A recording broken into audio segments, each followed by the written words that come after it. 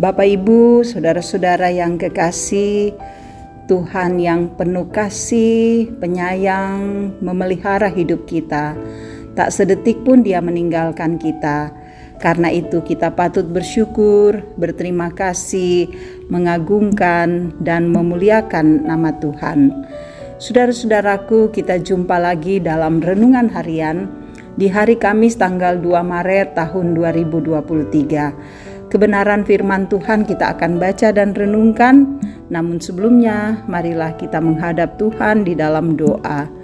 Mari berdoa. Bapa di sorga, terima kasih bahwa Engkau terus memelihara kami dan memberi nafas kehidupan. Kami bersyukur Tuhan.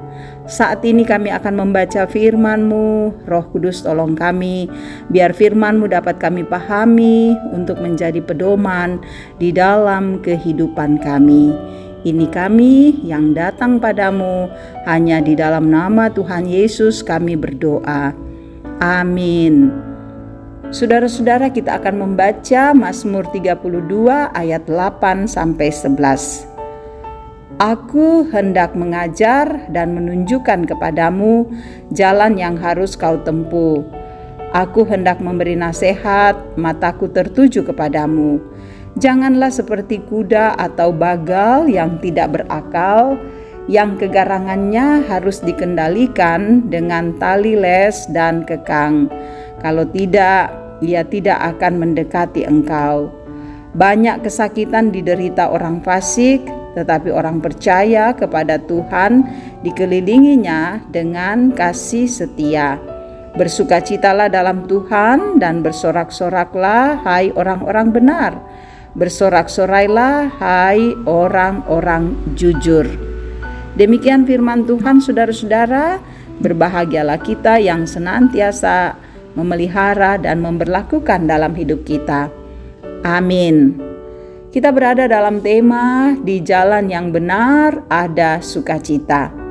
Saudara-saudara yang kekasih, setiap hari pengalaman hidup bertambah. Silih berganti, suka dan duka mewarnainya. Semuanya itu saudara menjadi bermakna manakala dijadikan sebagai pelajaran. Dan tentu akan membuat kita semakin berhikmat dan semakin mapan menata hidup. Saudara-saudara yang kekasih, Daud diterpa berbagai pergumulan dalam hidupnya. Ia sungguh menyadari semua terjadi itu karena pelanggarannya. Walaupun demikian, ia tidak tinggal berdiam dalam situasi tersebut. Ia datang kepada Tuhan dan Tuhan menunjukkan kepadanya jalan yang harus ia tempuh dan nasihat yang harus dilakukan agar bimbingan Tuhan makin membuat hidupnya berkualitas. Saudaraku yang kekasih, Daud menyaksikan bahwa orang yang mengabaikan petunjuk Tuhan hanya akan membuatnya semakin tidak berakal dan tidak terkendali. Orang yang demikian, saudara, diibaratkan seperti kuda atau bagal yang harus dikekang supaya dapat menurut kepada tuannya. Siapa yang fasik akan menderita, namun yang berlindung pada Tuhan, kasih setia melingkupinya. Sukacita akan dirasakan orang-orang benar, sorak-sorai akan dialami orang jujur. Saudara-saudara, hari-hari hidup yang dijalani dengan berbagai pergumulan mestinya membuat kita makin berpengalaman dalam menjalani kehidupan yang berkualitas. Nah, saudara, hal ini dimungkinkan terjadi kalau setiap pengalaman tersebut merupakan kesempatan bagi kita untuk menemukan pengajaran Tuhan. Menaati dan mengikuti segala petunjuk Tuhan menuntut kita berproses dengan baik untuk menjadi pribadi yang tangguh. Sebab itu yang terpenting saudara untuk kita ingat saat menghadapi berbagai ujian adalah memohon petunjuk Tuhan. Saudara percayalah, Bila tuntunan dan hikmat Tuhan yang dijadikan pedoman, maka pada akhirnya kita akan menuai kebahagiaan dan sukacita di dalam Tuhan. Ya, hanya di jalan yang benar kita akan memperoleh kebahagiaan dan sukacita bersama Tuhan kita Yesus Kristus. Amin. Mari berdoa. Terima kasih Bapa, Engkau menolong kami di dalam membaca, merenungkan firman-Mu. Meteraikanlah di dalam hati kami sehingga kami dapat mewujudkannya dengan baik. Tuhan mengenal langkah-langkah hidup kami. Tuhan mengenal siapa kami. Kami hanya berserah diri kepadamu, karena kami tahu di dalam kuasa Tuhan kami akan mampu menghadapi kehidupan ini.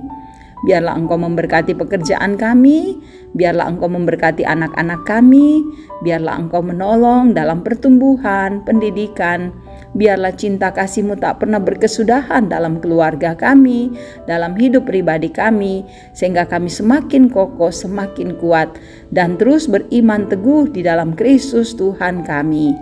Bapa, Engkau juga memberkati untuk pergumulan-pergumulan yang kami rasakan. Ada yang bergumul karena sakit, ada yang beberapa hari terbaring dalam kelemahan tubuhnya. Oh Tuhan, jamah mereka, biar mereka boleh sembuh dari sakitnya. Juga ada yang berduka, Tuhan Engkau berikan penghiburan, yakinkan Engkau gembala yang baik yang akan mengantar ke tempat yang tenang dan teduh. Ada yang bergumul dengan pendidikan, dengan masalah ekonomi, dan berbagai lagi tantangan kami. Mohon Tuhan topang kami, agar kami kuat dan teguh menghadapi setiap pergumulan tersebut. Engkau mengasihi untuk sukacita yang kami rasakan, dan Tuhan sempurnakan. Engkau mengasihi para orang tua kami dalam usia emas. Biarlah mereka selalu semangat, sehat, kuat menjalani kehidupan karunia Tuhan. Engkau mengasihi saudara-saudara kami yang mendengarkan renungan ini, biar mereka terus menyaksikan betapa baiknya Tuhan yang memelihara kami senantiasa. Para pelayan-Mu Engkau berkati, demikian juga pemimpin-pemimpin di negara kami. Tuhan topang mereka untuk menciptakan suasana yang tenang dan damai di negara kami. Engkau terus merangkul kami sehingga kami boleh melihat bahwa hidup kami benar-benar kami jalani di dalam kemurahan Tuhan, dan kami melangkah dengan pasti menerima kebahagiaan dari Tuhan, hidup sesuai dengan maksud-Mu. Terima kasih Bapa. Ini syukur kami, doa kami, semuanya kami bawa hanya di dalam nama anak-Mu Yesus Kristus, Tuhan Juru Selamat dan Penebus dosa kami. Haleluya, amin. Terima kasih Bapak Ibu Saudara-saudara boleh mendengarkan renungan harian ini. Biarlah firman ini menjadi berkat bagi saudara-saudara dimanapun saudara-saudara berada. Tuhan Yesus memberkati. Salam sehat.